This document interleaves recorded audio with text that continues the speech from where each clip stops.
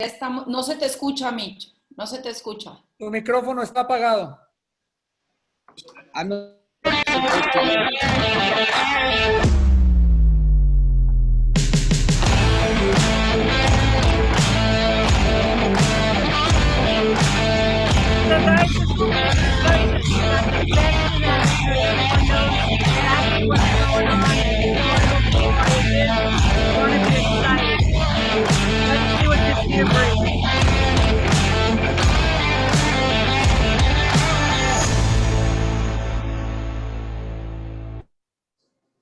Hello, everybody, and welcome to the WBC Talks. Stay home, stay safe. This time is round number 16. I never heard about a fight in 16 rounds, at least 100 years ago, but this is round 16 in It's Amateur, and we have wonderful people joining us, and they're gonna explain everything about amateur boxing. But first, I wanna introduce 𝗧𝗔𝗟 𝗪𝗪𝗡. She's the director for the WBC University. 𝗧𝗔, welcome. Thank you, Victor. Hi to everybody. It's very nice to join you in these panels at these WBC talks. And since this week, we are starting all the panels with a small reflection, a positive thought that will help us go through this confinement. So today I want to share a little point of view, and it's how to maintain your maximum level of performance without training or competing. This goes focused to the athletes. And what does it mean to have a winning mind? Well, a winning mind is about seeing how can I use confinement as an opportunity to be a winner. And what does it mean to have mental strength? That is what we mostly need right now during this confinement. Well, is the ability to achieve the highest rank of your talent in any circumstances, including the adverse one. And to compare this reflection, I have a small story, and it's about an American golf player that was a prisoner in the Vietnam War. He was a prisoner there for 1 year. And when he came back to the States, his teammates appreciate that his game was still very, very good. And everybody was surprised about his abilities because he was being locked down for more than 1 year. So he confessed to his friends that during the captivity, he played every day 18 holes in different fields, and that he used his imagination to do this by visualizing each course, each hole, and feeling how each blow with the greatest possible reality. So he made playing golf a real thing in his mind. So that it's a way that our body connects in hypothetical situation with our mind. The body and the mind are connected. And that is connected also with an attitude, with a positive attitude. There are two types, if we want, there are many, but today I'm just going to talk about two types of attitude. One is, for example, the attitude of a dog. And what is that? Well, it's the people that face problems and always see problems towards their goals. They don't want to see a real goal. They only focus on the problem. Why I cannot do things. And the other one is the attitude of an eagle. An eagle has the attitude of a winning mind.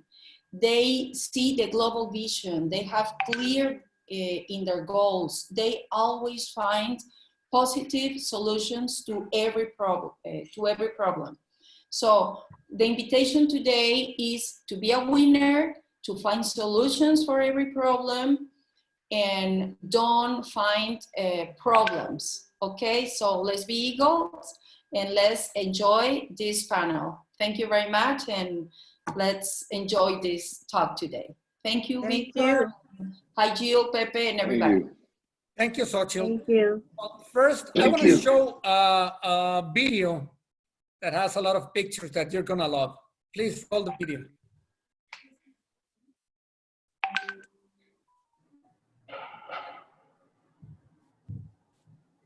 Is the video ready?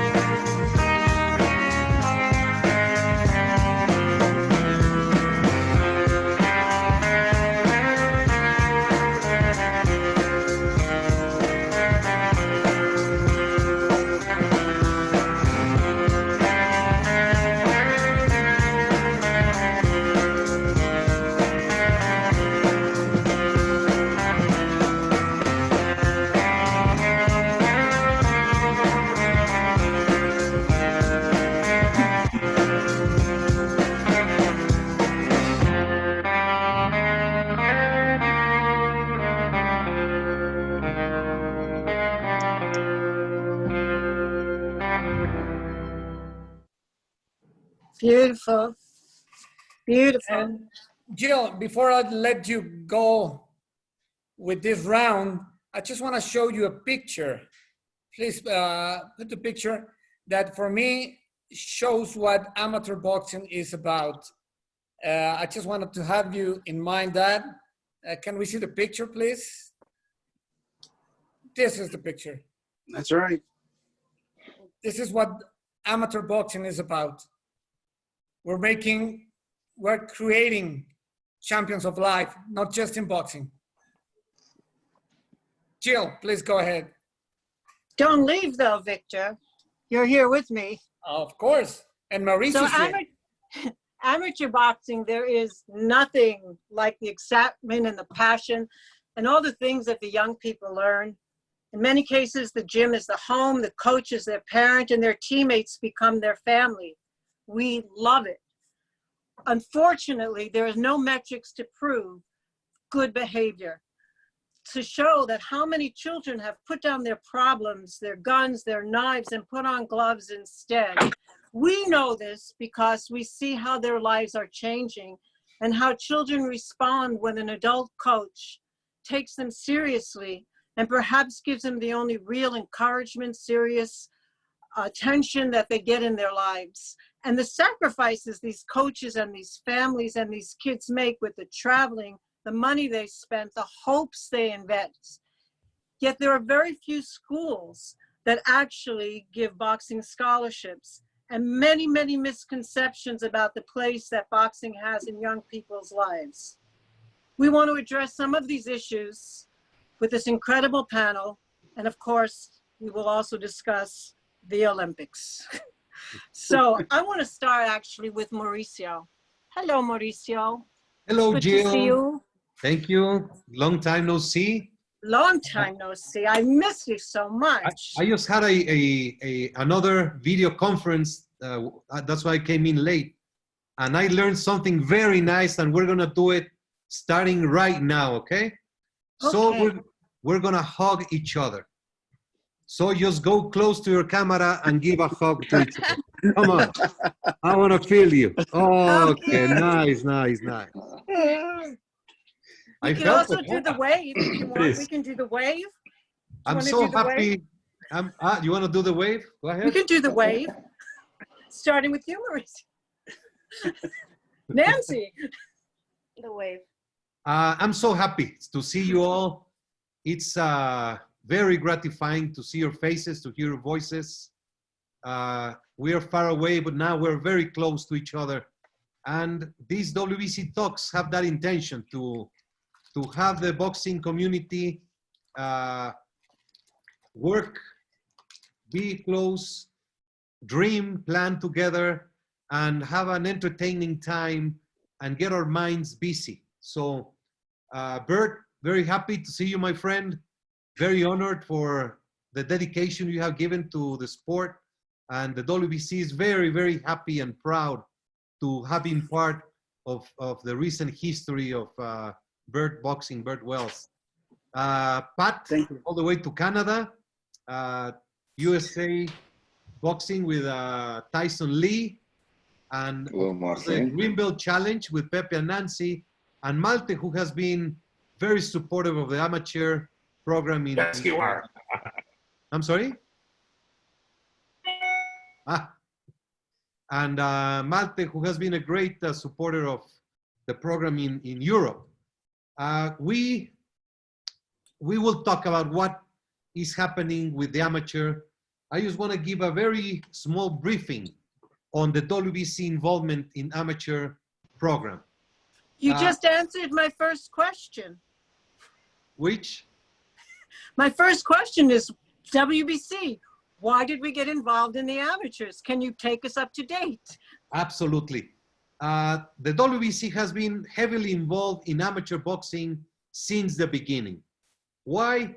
Because amateur is a foundation of professional, and it is where boxing is born, in the amateurs. So we have had relationship since 1963. I remember my father sponsoring teams to go to fight at Madison Square Garden, or Mexican teams going to other countries, Romania coming to Mexico. It has always been a very supportive role of the WBC to amateur boxing.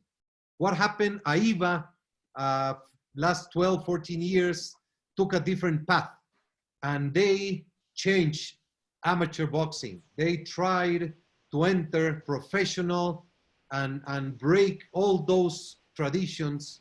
But the problem was that it was money-oriented, business-oriented, putting aside the sport, putting aside the most important thing, which is the boxer. The WBC and my father personally got in the ring with AIBA head-to-head for many years to battle that abuse of power, that injustice, and that horrible variety of actions which hurt amateur boxing very, very much. Well, today, AIBA is no longer the representation of amateur boxing for the IOC. It might change, we don't know, but if it changes, it's going to be a new administration of AIBA. Has nothing that concerns the WBC or us. So when this latest development became so strong, the WBC started to create a world platform to support directly and formally and openly amateur boxing. That's how we started many programs in Spain, in Romania, in Uruguay, Argentina, Brazil, Panama, Nicaragua, the United States, Mexico, Canada, etc.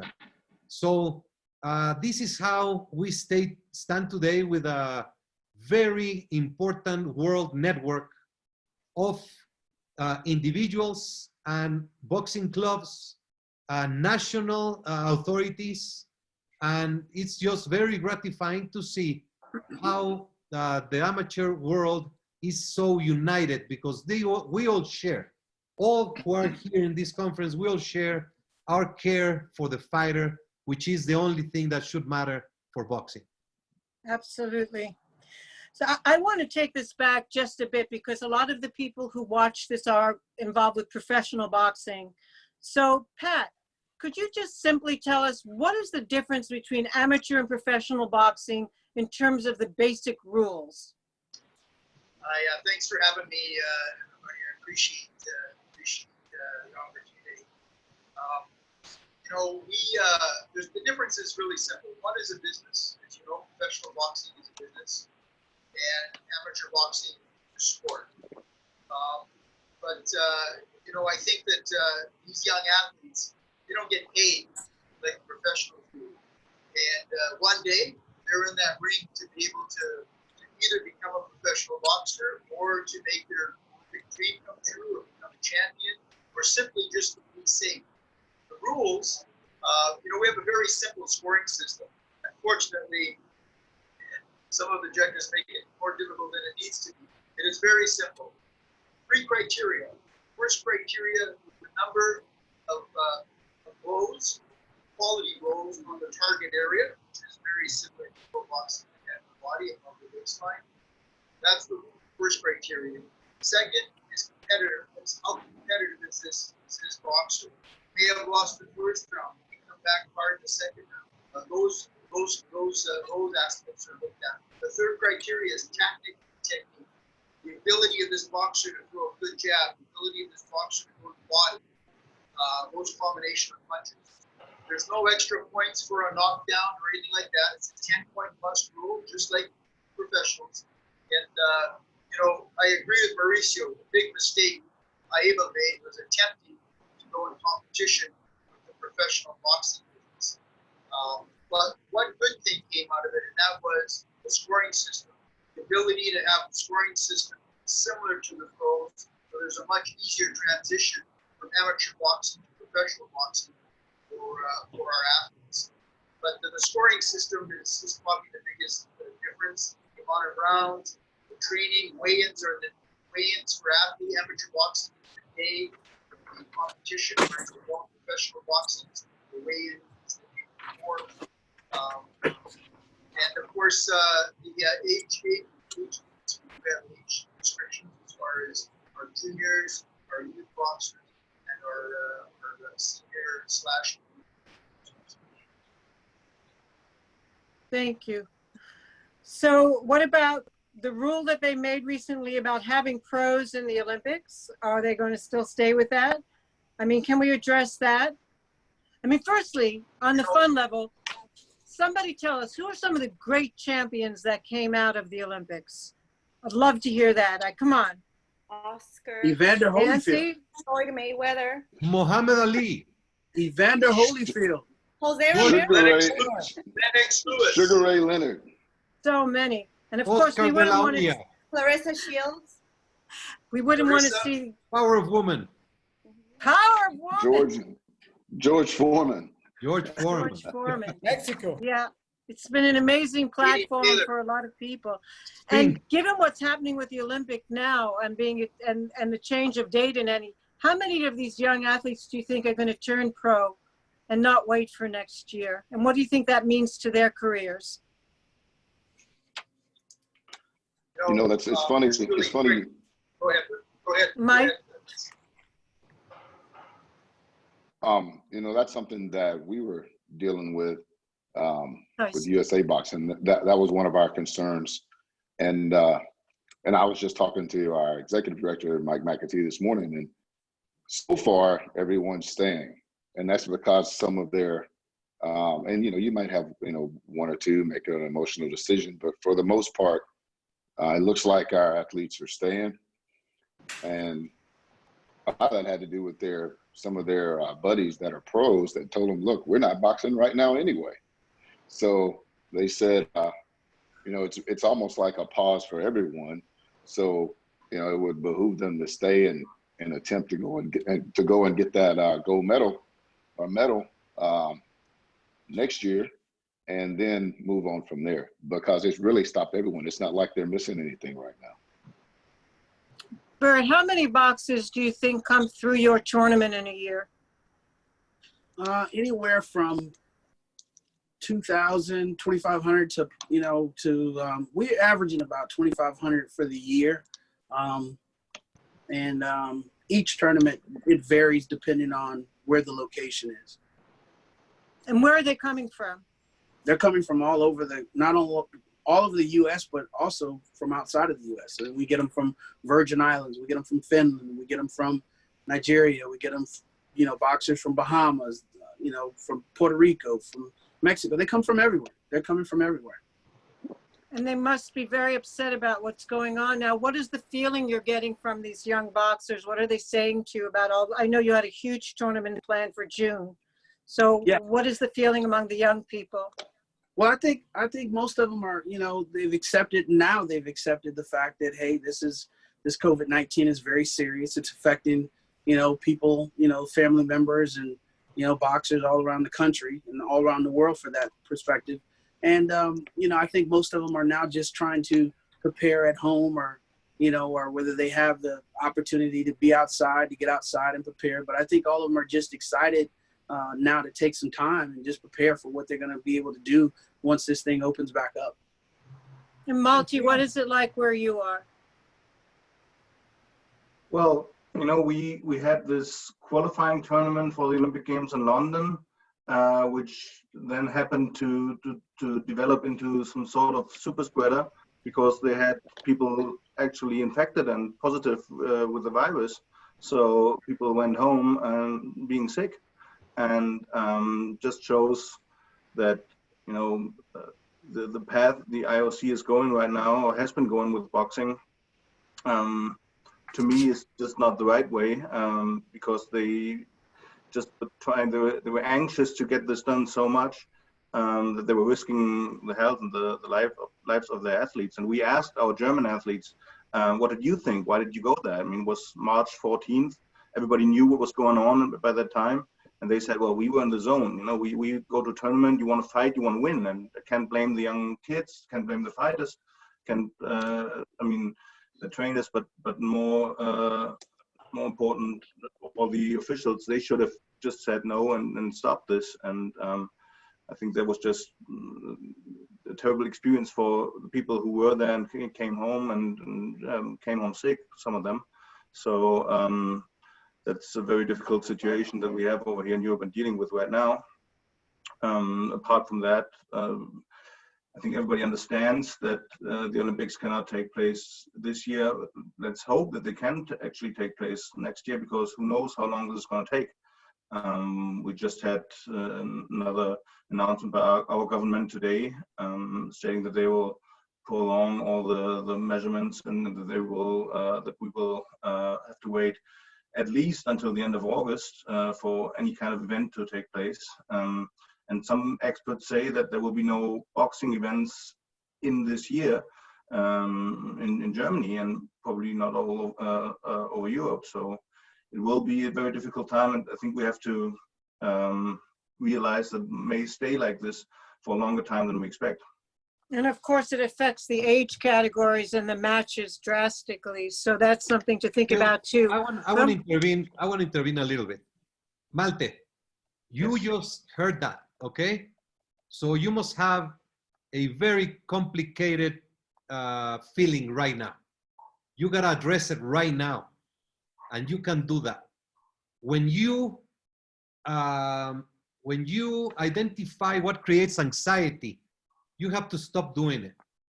If you hear the news, if you listen to news, if you read, if you call people who say negative things, eliminate that from going into your head. Nobody can say it's gonna be August, September, May. Don't worry about it. Worry about the next 10 days or 2 weeks. That's true. Please. People are out there looking for solutions. That is for sure. It's very active. Please, let's not get in that state of mind, because it's very complicated and depressing. Yep. Let's just do what we can control. We cannot find the solution for oil prices. We cannot find the vaccine. We cannot control the economy. Let's control what we can do, but don't get your mind anxious. It's just what we are all dealing with, and what all the athletes are dealing with right now is just this big state of insecurity, and they just, you know, nobody knows, and that's just the situation we're in right now. And I just want to give you an update of what's happening over here in Germany and what people are dealing with, and they're dealing with the feeling and that anxiety and not knowing what will happen now, tomorrow, in 10 days, who knows. You're right. Jill, may I intervene just a little bit on your question about professionals in the Olympics? Absolutely. Okay, these are not the rules set by the IOC. The IOC expelled AIBA, but they kept the rules for the sport because they did not want to intervene in changing rules. So they just left as it was. Why do we are so strong against professionals in amateur? It's very simple. Every single jurisdiction in professional boxing, regardless where you are, in California, New York, Mexico, Thailand, France, any jurisdiction, when a promoter proposes a fight, they take fighter A and they take fighter B. These two fighters have to be of equal ability and criteria. Equal ability.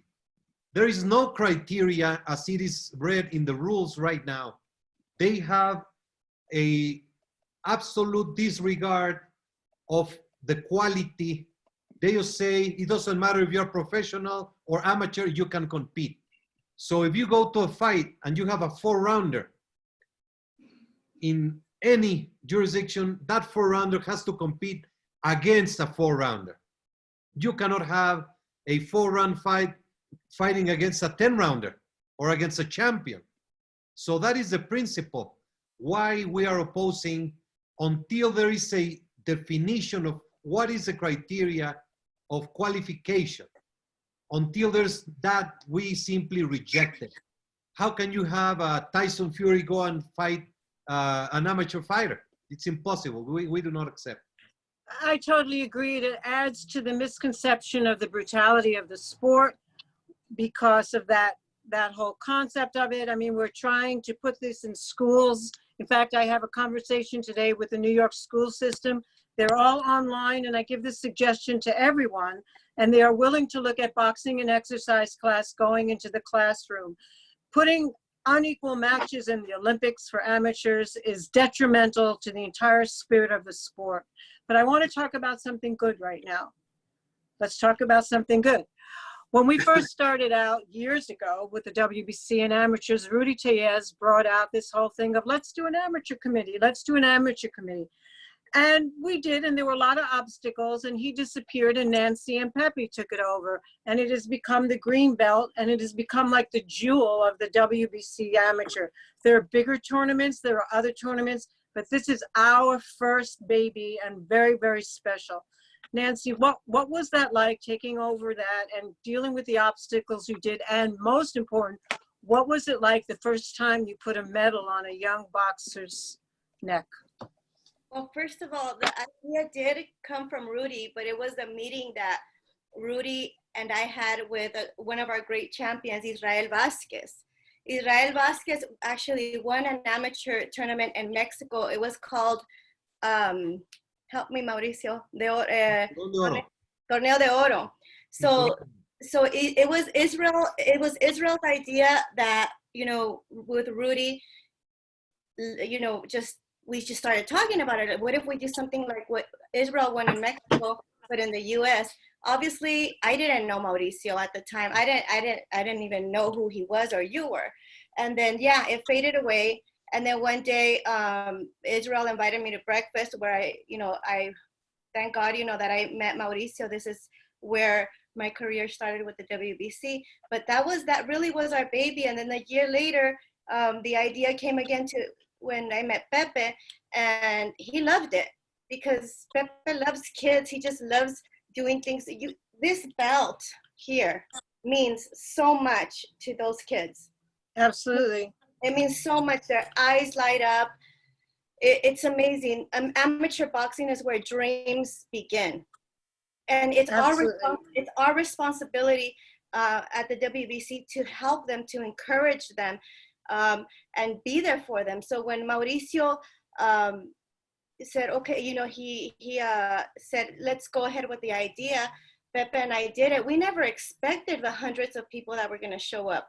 We were like, what if nobody shows up? Remember, Pepe? We're like, what if nobody comes?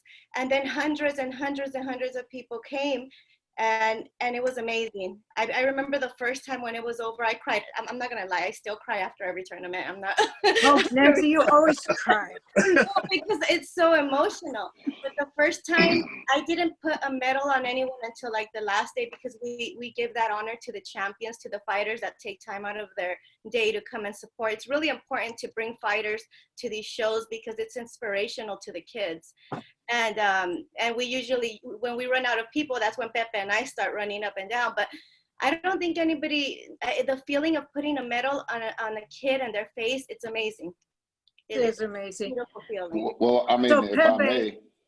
Pepe, you grew up in a boxing family. Let Tyson talk. Let I Tyson couldn't talk. hear. Well, I Talk, just wanted Tyson, to- please. I don't want to mess with you. Well, no, I just wanted to echo that because I've had the privilege of attending a couple of the WBC Greenbelt events, and one in Chicago and one in Arizona. I got to talk to the kids out in Los Angeles, and I'll tell you, the events are first class, and we're really looking at incorporating, the WBC even more with USA Boxing here at the national level, because you do such a great job. And she was telling the truth. They love those belts. I'm gonna tell you. So they do love those. From the U.S. I want to tell you. I how much saw we you appreciate taking pictures with what that you're belt, doing. Tyson. Come on, I saw those pictures. No, and Jill, if I may, it's something that our LA office, we're so grateful to the LBC here, Joe Zanders, Delilah, everybody that helps, because we really work as a team. Everybody takes their role, goes with it.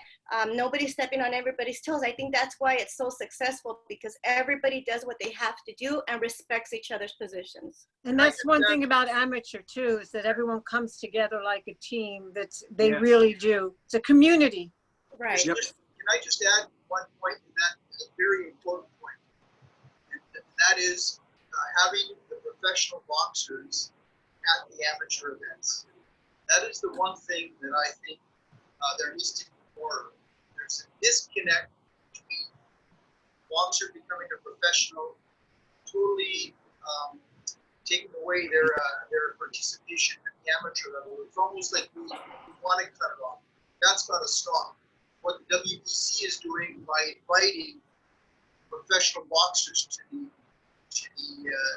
amateur tournaments and having them exposed to these young amateurs and the amateurs looking up to these pros, that's only going to help our sport even more. So I got to commend the WBC and Nancy and Becky for making sure that those pros get invited to these amateur shows. Very, very good. Well, And I think you're doing the breakout sessions too, Brett, right? Or you're doing the breakout sessions with your stuff. Please talk about that. Yeah, well, when you basically you get the professionals that you got to reach out to them, have good relationships with them. We were blessed to have Evander Holyfield, Mark Breland, Pernell Whitaker, Riddick Bowe. We've had so many, Julian Jackson. I know I'm going to forget some people, because we've had so many professional boxers that have come through and support and gave back, whether they were coaching a boxer and bringing them in, or whether they were the parents of a boxer coming in. Evander came to he's been to about 7 or 8 of our events over the course of the last 2 years. But doing the breakout sessions with these professional boxers and allowing them to talk to the amateur boxers, and the amateur boxers ask them questions, that's big. I mean, me as a former amateur boxer, coming up through Fort Lauderdale, being able to go to the Fifth Street Gym, seeing Sugar Ray Leonard train, being able to train there with some of the greats, that's what drives you. You're able to now be driven by seeing that, that inspiration of what it could possibly be for you if you put that hard work in. So doing the breakout sessions and doing the sessions where you allow the professional boxers to come in and give a word or two to these amateur boxers, or let them ask questions, I mean, it's tremendous. And you see their eyes light up, because it also allows them to see, that this person can be, you can touch him, you can feel him. Paulie Malignaggi came in and commentated last year, one of our events down in Kissimmee, Florida, and you could just, all their eyes just lit up. I mean, they were excited to be able to talk to Paulie and him tell them, hey, stay focused, stay training, stay in the gym. So it's great to be able to do that. And you're also going to be doing the breakout sessions with Mauricio on the health task force. That's correct. That I find really important with the education that's going to be given to these young boxers about taking care of their health, their nutrition, and everything like that, hand wrapping, Well, I think dehydration. I think it's important. We've had some deaths that have occurred over boxing in regards to dehydration. And I think, you know, some of the older ways of, you know, I'm 53. I come from somewhat of an older school generation of the coaches that trained me. And now you've got a lot more new technology and things that are in place. You've got meal prep and all that kind of stuff that boxers and parents and coaches need to be made aware of if they're not aware of it, and how to get to that, you know. So doing breakout sessions where you're talking about how to hydrate up. What's the proper way to hydrate up? What's the proper way to lose weight? You know, and not just put on a sauna suit, go to the gym and lose 10 pounds in one day. What's the proper way to do that? So I think a lot of education can be done across, and that's what we're wanting. That's our focus for 2020, is to bring a lot more education involved into these breakout sessions for the boxers, talking about hand wraps, talking about hydration and dehydration, meal prep, things of that nature. So we're really looking forward to it because it's an educational process, and it helps if we reach one boxer and teach someone something different that they may not know. It's going to help save lives, and that's important. Great. So Pepe, I have a question for you, because despite the family that you came from, we know you were not brought up a boxing guy, but you got into it. We grabbed you and we got you and we love you. What is it that keeps you there? What is it that thrills you the most about the amateurs? When I was, thanks to my parents, I went to high school in New England, and we have family there in Fall River, Massachusetts. And I used to hear my uncles say that they wanted to see college sports much more than professional basketball, football. I didn't really understand what they were talking about until we got to our first Green Belt Challenge. And I saw what they really meant by saying that kids go there to fight for the right reason. Yes. You know, they're not looking for fame. They're not looking for money, for contracts, anything, for nothing. They're just doing it for the sport. And that is so important. I mean, that is the roots. That is the base. That is where everything starts. So we have been trying, and Nancy, Cecilia, my wife, and I at the WBC office in Los Angeles, we have been trying to implement a few things, educational things, because Beautiful. As we always say in the WBC, we like to be with them before, during, and after the years as boxers. And it is very important that they learn what they will be facing after their amateur years. But in their amateur years, they are really, we have seen very nice, very inspirational stories. We have seen how families really get together, not just for their own kid, but for others. You know, Community. It's about community. You see their families go just with their champion. Here is different. Here is a family event. Here is it's very, very important to live, to go to an amateur show or tournament, to really live, you know, what goes on with the kids, how they prepare, how they, you know, how they, professionals, they have to make weight for one fight. And amateurs, they have to keep that weight for 2, 3, 4 days. Yes. And they have, you know, many obstacles, many things that makes them, challenge them, you know, to keep up and to keep the spirits up. But it is and taking all this to the WBC is the right reason.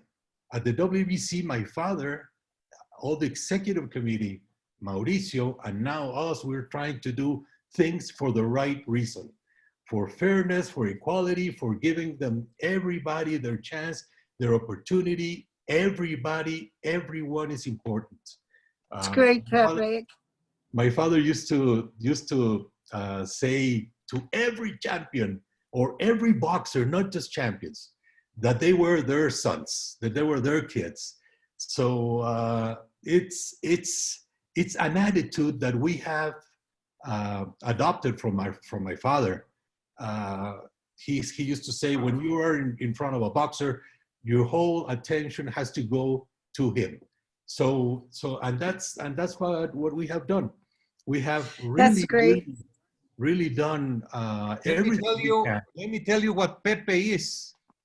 Pepe is the oldest of the Sulaimans, and when he goes to Las Vegas, instead of going to the great fight where all the celebrities and Mike Tyson and De La Hoya and this, he goes to the movies. But he also videos the fighters and gets their stories on video. Come on. All this came after the Greenbelt Challenge. Oh, okay. Okay. All right. I don't want to dominate this with WBC, but I have to bring up my very, very favorite tournament or show that we do, because I think it's a model, a role model for every tournament, which is the Two Nations, One Dream. The first time I went to Two Nations, One Dream, which was Chicago versus Mexico, these kids were put in a program for every weekend. Their school grades had to be up. They were given lectures, and part of their training was they had to do things like feed the homeless, wrap gifts and wrap food up for people overseas. Two Nations, One Dream was my absolute, I literally cried. I could not believe this program. Is Michelle on here, or can someone speak a little bit about Two Nations, One Dream and why that program isn't all over the world? I mean, it's an amazing program.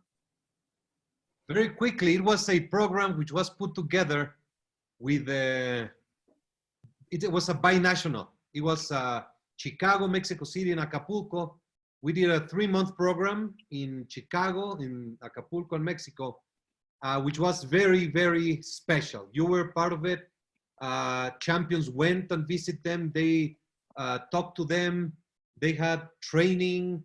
And at the end, there was a tournament in Mexico City where the Chicago fighters came in and fought against the Mexicans. It was a tremendous success. And for the kids, the Mexico City kids, they went to fight in Acapulco.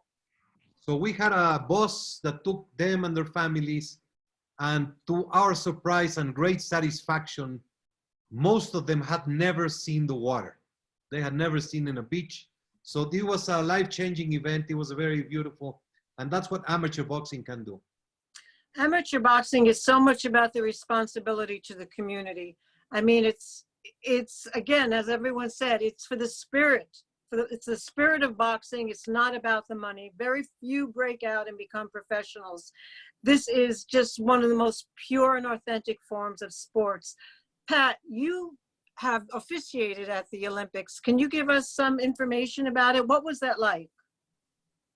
Well, it was obviously anytime you get selected to the Olympic Games official, it's an honor. 2004, it was referee and judge in Athens. And I got lots of stories to tell about the corruption side of it. I don't need to talk about that, but I think that the experience for an athlete at the Olympic Games is like no other. And the pressure of representing your country. There's two things that happen to an athlete, to a coach, and to a referee and judge or official. They either perform at their best as they were able to get there, or they are so overwhelmed with the pressure that they lose everything. They perform their worst, they were expected to win a medal, they don't. That's just the pressure of the Olympic Games. I don't mean to speak negatively of the Olympic Games. I was fortunate also to be in London in 2012. We had the opportunity to see Clarissa Shields and Katie Taylor take the world over with female boxing. It was wonderful, wonderful experience. But unfortunately, I think the shine that once was on the Olympic Games is starting to dull a little bit. I'm concerned about the corruption that's involved. It is all about money, more than money than ever before. We've seen that as as we heard from Malte in regards to why we're is canceled, just like the Americans qualifiers were canceled for the athletes were able to get there. But the Olympic Games, again, I think it's everyone's goal to get there. But I will tell you that not all the best athletes, the best boxers in the world get to the Olympic Games. There's the qualifiers that are involved, those types of things. I think, frankly, we see the best boxers, amateur boxers, at the World Championships. That's where the best. There's more qualifying spots available. As a matter of fact, we eliminated any qualifiers. You're able to send a full team, male and female, to the World Championships. That's where you see the best boxing. Unfortunately, it doesn't get the same attention that the Olympic Games gets because of course, team goods. Well, in show business, there was always the Oscars. Now there's the Screen Actors Award and the Golden Globe Award, and they all have something. It doesn't only have to be one huge apex to get to. I mean, there's so many miles to go. Mike, I don't know what I keep calling you. Tyson, tell me about the gala. We all went to, Pepe and I went to that gala. We had a really great time there. The gala. The alumni gala for the Olympics. Yeah. How many galas have you been to with us? You mean, how did that come about? The alumni event?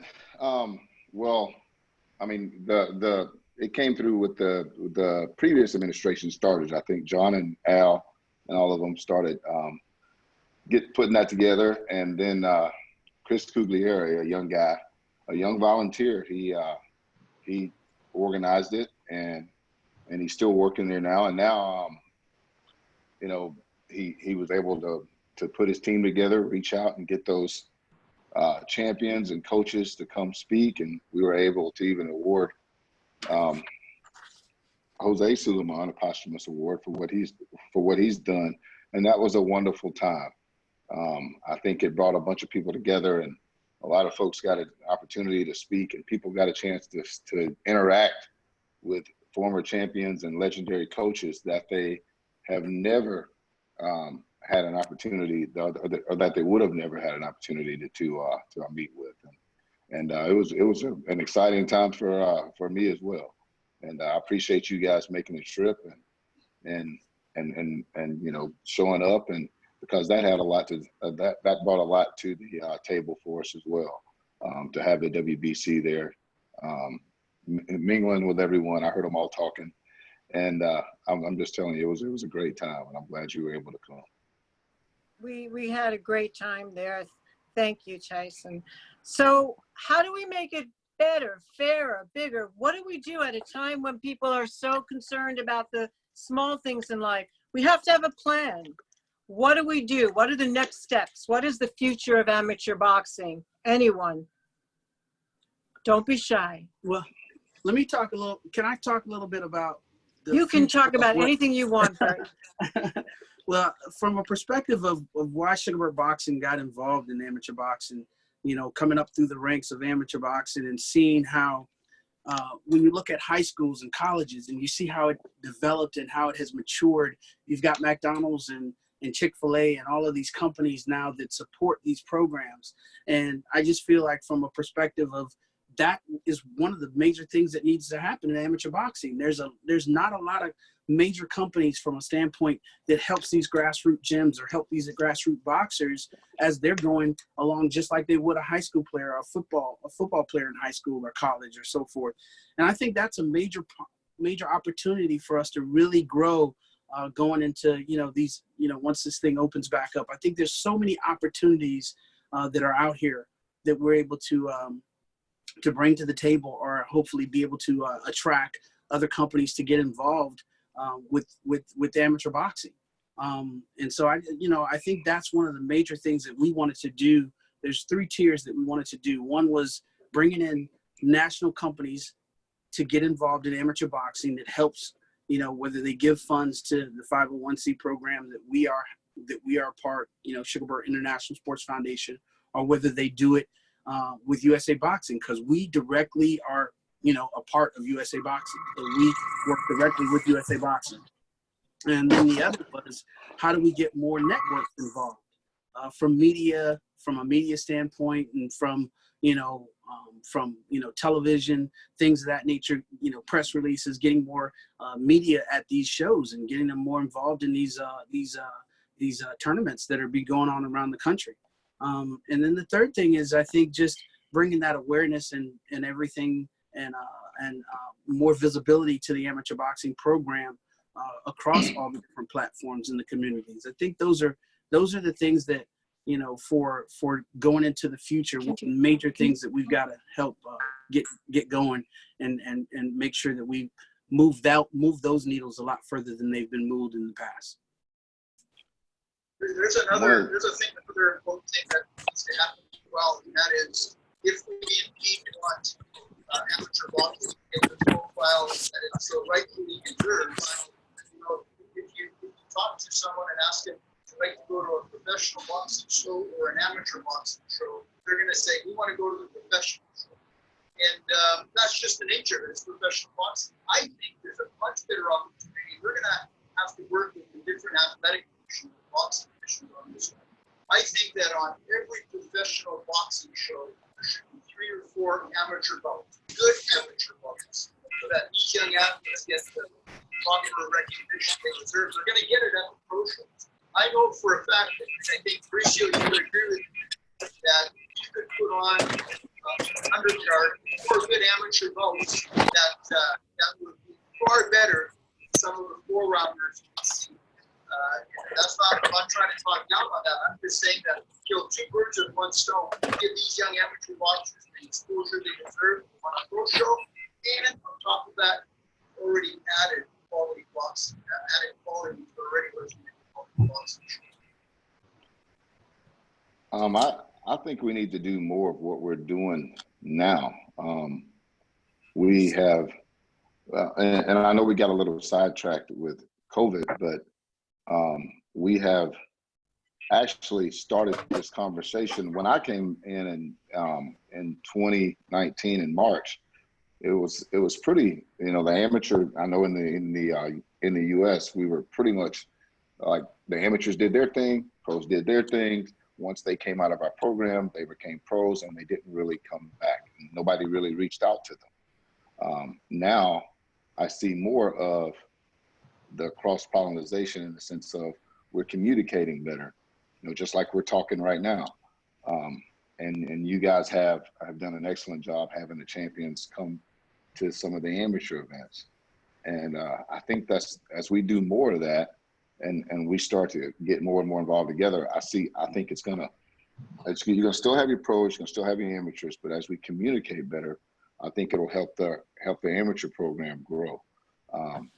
We're doing more of what we're doing now. I know we got a little sidetracked with this COVID-19, but I think we'll pick right back up on an international level. I think we're gonna have to figure out what we're gonna do with the whole AIBA situation. Because, you know, AIBA's, I actually went to the event that they had, the forum in Panama in January, just to see with my own eyes. It's one thing to hear about it, it's one thing to go and actually look and see if the changes that they said that they're making are going to be made. And I think they were making them, but they still have a long way to go. I think before they're able, if ever, to be in the position that they were before. And that's just my take on it. You know, I think we're moving in the right direction. I think we need to get to this Olympics. The U.S., we don't support professionals in the Olympics either. We take the same stance that we echo what you've been saying already. So I mean, it's going to continue to be a process. I think the physicals and things will probably be done differently until we get a vaccine for this. There's going to be some things that are going to happen that we're going to have to incorporate that we haven't even discussed yet. So, but you know, as long as we keep doing what we're doing, keeping everyone motivated, working as a team, I think we'll continue to move in a positive direction. Malte? Yeah, I absolutely agree. And from a European perspective, I mean, the things we started, the tournaments we're doing, I mean, we see the effects of that, and we see how much this is needed, and how much the fighters, the coaches, the gyms, they ask for that, and they ask for our help. Here in Germany, the German Amateur Boxing Federation is tied very closely to, or has always been tied very closely to IBA and to the old IBA administration. And lots of people were calling for help and were reaching out to us and saying, please do something. So we were very happy when we could start the WBC amateur tournaments. And I think in the next step, and that adds up to what Tyson just said, thinking on the international level, I think we have to do more of what we started with the WBC, just work together. You know, see that we get these kids the chance to travel, to do international fights. You know, why not? I mean, we have the infrastructure, we have all the people here from different places in the world. Let's try it. Let's do it. Let's keep continuing on that way, just to give them these perspectives that we can. And I mean, I share all the experiences that you talked about. Just seeing the love for the sport, the passion in the eyes of these kids. And if we can offer them more and can organize trips where they go to different countries, different places, give them the chance to see that, to experience that, it's just great. And so I would say, let's work closely together and see that we organize international tournaments, international events for them. Transparency. Transparency is so important in communication, and particularly before Clarissa Shields came out and became an Olympic champion and then our champion, the amateurs were one of the only places the women really got their experience in fighting. Some of them never were able to go beyond that point. So it's because there simply were not enough pro fights for women. So, I mean, it's very important also, particularly important and romantically to the women boxers, that we keep going and we make a fair playing field and keep everything moving the way it is. But I think that the fact that everyone is openly talking about all these things, I mean, think about it. We won't even talk about it. 4 years ago, we were all on such opposite ends of the planet. Now we're talking, and the basic things about fairness and fixing what's broken. Nancy, you were going to say something? Yeah, you know, I want to echo what Tyson said, because yeah, I think we are going the right direction. There's more shows. We have one a year, but you know, Sugarbird has the tournaments, they go year round, right? Yes. We need more green belt challenges. We need just keep doing them. One of the things that Mauricio said when we started the Green Belt Challenge was he didn't want to charge anybody anything at all, because it's so it's an expensive sport to keep up. You know, imagine I remember a family of 5 at a show here.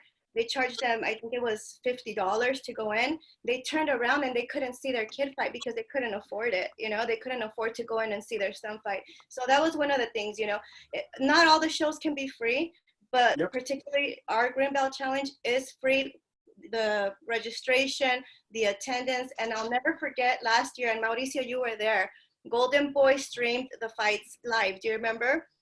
And then after everything was over, their representative, Gabe, said, this is amazing. This is amazing. And next year we want to be more involved. And I know that we can't do it in June this year because of what's going on, but I really hope we don't cancel it. I really hope it's just postponed and we can, you know, somehow do it later this year, because it's such an important show for these kids. It means so much to them. So much. But just that night, that last Green Belt Challenge that really caught my attention and my heart. One kid who participated a previous year, when he was driving on his bike from the gym going to his house, he got run over and killed. So we invited the family to be at this event, and we present them honor to his son, and it was a very emotional moment. And then I went out to make a phone call, And Nancy came running to get me, and she said, "You have to come and see this." So I ran inside, and there was a fight, and I was just, and she says, "Do you see something strange?" I said, "Yes. This kid was born without a arm, only to the elbow, okay? So he's fighting against a regular fighter with 2 hands, 2 fists, and this kid is fighting only with his left, and the other one just moves a little bit to protect, but it's not a real arm." And he wins the fight. And he wins the 2 fights and wins the tournament. So we gathered together, Pepe, Nancy, and I, and the whole team, and we said, we have to give something special. So we called the family of the kid who died into the ring, and we called this kid with 1 arm into the ring, and we created the yearly trophy of courage under the name. Do you remember the name of the kid? I'm sorry, I don't. We have the name of the trophy. So we present the belt under the name of the kid who died to the courageous fighter of the tournament. And it was so emotional. People crying everywhere. And this is remember Regis, Mikey Garcia, all these champions were right next to you, so impressed. Yes, it's a special moment, and I just cannot thank enough the WBC LA team, Rudy Tellez, USA Boxing, that how they participate, the sheriff office, the authorities, and the sponsors. You know, they sponsor shirts or water or anything to make this possible, and it's just sensational. It's great. It is. It's quite amazing. But When all elements come together like that. And now we're going to have a special thing that when we all get going again, we're going to crown, because Bert has now also picked it up and doing green belt tournaments. And we're going to crown a USA WBC amateur champion. Yes. From the winners of all of the green belt champions, from the LA tournament, from the Phoenix tournament, from all the other little ones that we do. And it's going to be an amazing moment. Yeah. That's going to be great. I mean, ultimately, what we'd like to have, and I know Mauricio, you and I have talked about this several times, and we had started the conversation this year where Michelle was going to come out and meet with Mike, and we're going to start working this out to where we actually have the Green Belt Amateur League for the U.S. with just like Golden Gloves has their franchises, the Green Belt can start having their franchises. So that's something that that's where we want to get to ultimately. So there's a lot. I may say something, Jill and Mauricio. I would like Mauricio. I'm not taking over. I swear, I'm not hosting. But I would like Mauricio or Pepe to tell us about what his father said. But the first Green Belt Challenge, we always have a quote. We always have a quote, something to say with the annual thing. And the first year, it was keeping his dream alive. You know, keeping the Jose's dream alive. I remember the T-shirts. But that dream has become our dream, their dream. It's everybody's dream. So why was it your father's dream, Mauricio or Pepe? Pepe. Yeah, my father lived boxing. He went every step of the ladder. He witnessed and suffered. So he had a very special vision of what boxing is, of what a boxer goes through. So he just devoted his life to bringing out, the boxing from the obscurity of how things were handled before. So he wanted to give them dignity, give them equality, give them safety, most of all, because there wasn't any nobody cared about the boxer. Everybody cared about the business of boxing, and he created all these rules to prevent things. You cannot take punches away from the sport because that's the sport, but there's many things that you can do around it. So my father, his dream was to make it as safe as possible, as equal as possible, and that was something that we have carried on or tried to keep supporting and implementing, and because that was his dream was to have like a perfect world, you know, where nobody is hurt and everybody has the time of glory, of satisfaction, of fame, even of fame, and that was so we are, you know, trying to do our best to get where he was trying to accomplish. It's beautiful. By the way, Tyson, did you get hit by the tornadoes and everything the other night? Your family is okay? I mean, no, we were safe. I mean, it was really dark and we didn't know it was tornado weather, and they were hitting in Mississippi close to us, but none hit here. So we were very fortunate. Very fortunate. So any last words? I hate to say it like that, but does anybody have anything that they want to say to Jill, sum up? I see this as a beginning. This is a beautiful beginning in communication about a very complicated global subject, but we will win. So any last words? Jill, Victor, I would like to. Victor. Bert wants to say something. I've got to shout out these boxers that have come into these tournaments that, you know, we've got 14 boxers across last year and this year that have won green belts. And I would not be the same Bert if I didn't shout these boxers out. So I've got Ruben Soto is one of the boxers that won in the Pee Wee division. Kenneth Burrows out of the Pee Wee division. The Bantam division was Andrew Madison and Amalolo Lavera. And then in the intermediate division was Jonathan Torino and Luis Marquez. And then junior division was Carlos De Leon and Jason Jr. Youth division was Maurice Paticho. And then the elite division was Derek Jackson and Dante Concepcion.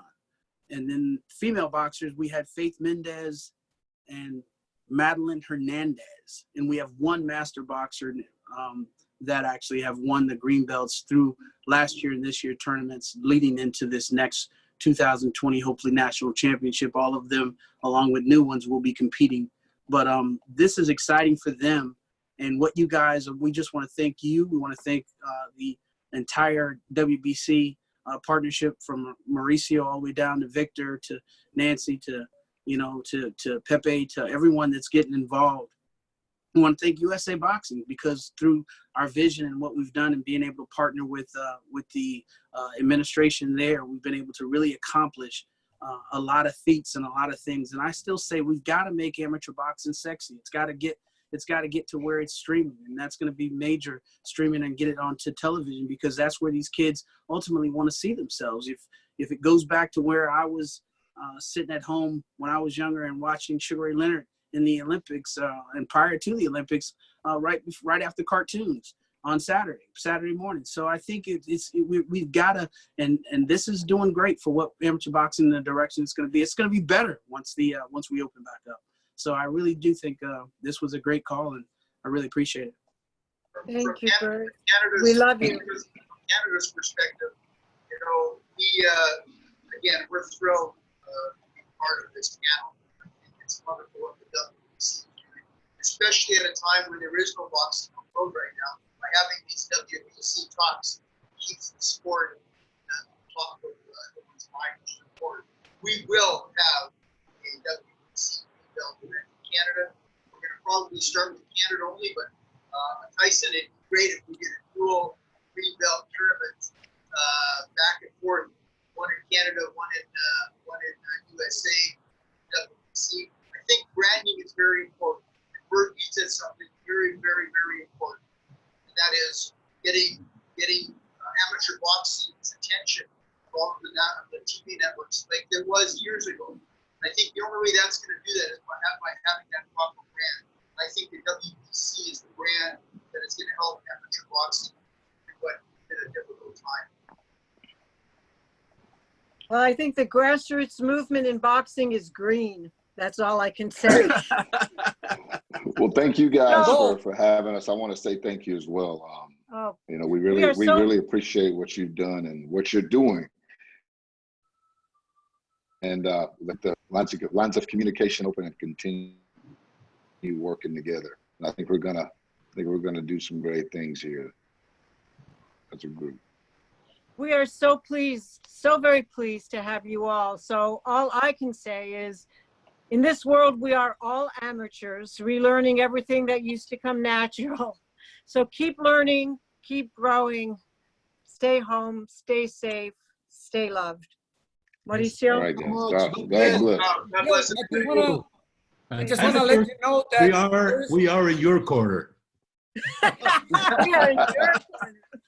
Bill, before we go, I just want to let you know that there's people watching in Brazil, UK, Mexico, Spain, Germany, USA, Costa Rica, Spain, South Africa, Sri Lanka, Algeria, Argentina. It's amazing how many people is following us. I just want to thank Stephen Blair, Sulem Urbina, Marta Salazar, Karim Singh, Gayan Danayaya, Marianne Lurie, Jeff Heath, Monica Acuña, Patrick Schmidt, Hector Islas, Jay Jones.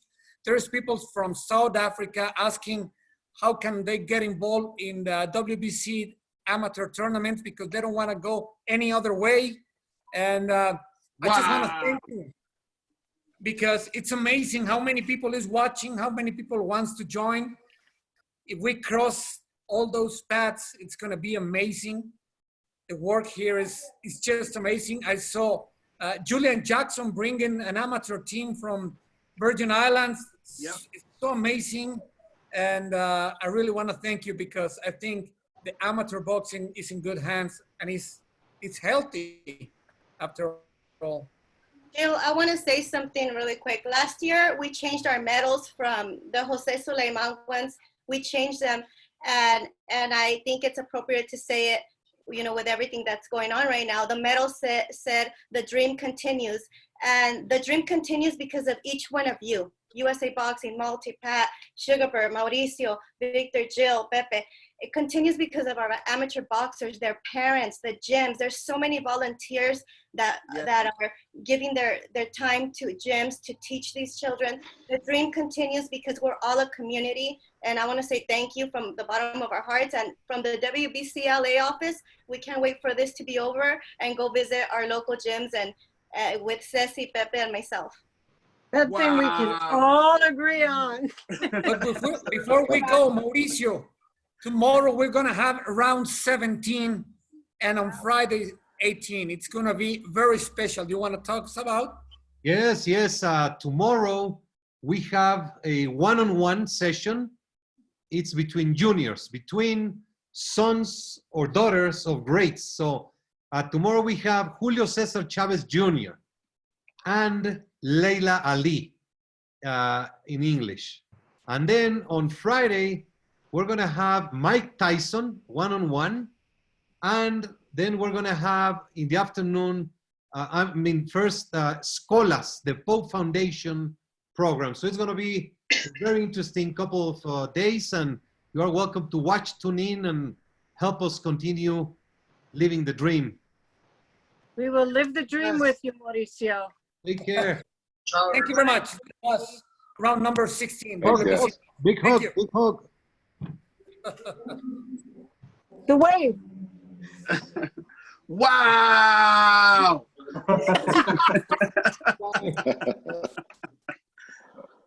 I missed the Dodgers because I missed the wave. Let's do it here.